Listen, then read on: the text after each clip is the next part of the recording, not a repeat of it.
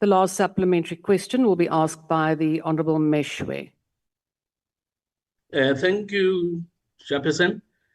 Serious allegations made by Honorable Mohammed that they are, open quote, watching a quiet but dangerous wave of Israeli nationals entering the Republic and buying up land and property while South Africans struggle for homes and land, close quote, as xenophobic, hateful, and divisive. In your vetting process, Honorable Minister, has your department kept a record of who among the British, Americans, Israelis, Iranians, or Sudanese who have bought land in this country has threatened our national security, and whether there is any evidence that Israeli nationals pose a greater threat to our national sovereignty than any other foreign investors or landowners? Thank you, Chairperson. Honourable Minister. Thank you very much, Deputy Speaker.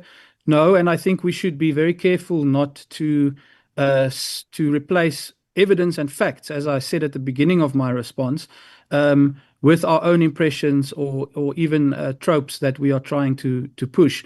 So I think the numbers do speak for themselves about the reality on the ground as it pertains to this particular issue. But I also think, as I mentioned earlier, that South Africa's property regime extends far beyond home affairs.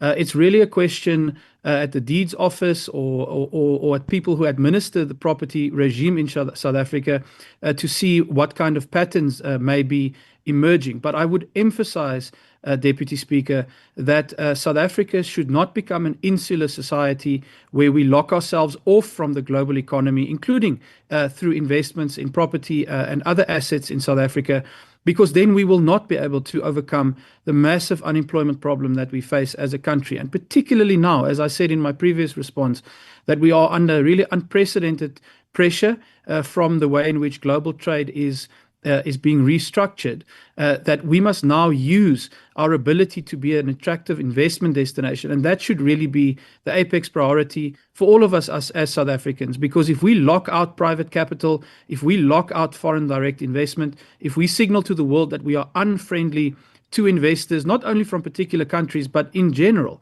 then we are actually going to pay an enormous economic price. The irony of, I think, the current global environment is that it is reaffirming the value and power of globalization and of global trade, because we are now starting to see what happens when the global trading system, when things like foreign investment is reduced. We see countries suffering, we see economies declining, and I think out of this process, we should emerge as a more confident player in that global space as a country that promotes free markets, free trade, and the economics that is going to help us reduce unemployment. Thank you.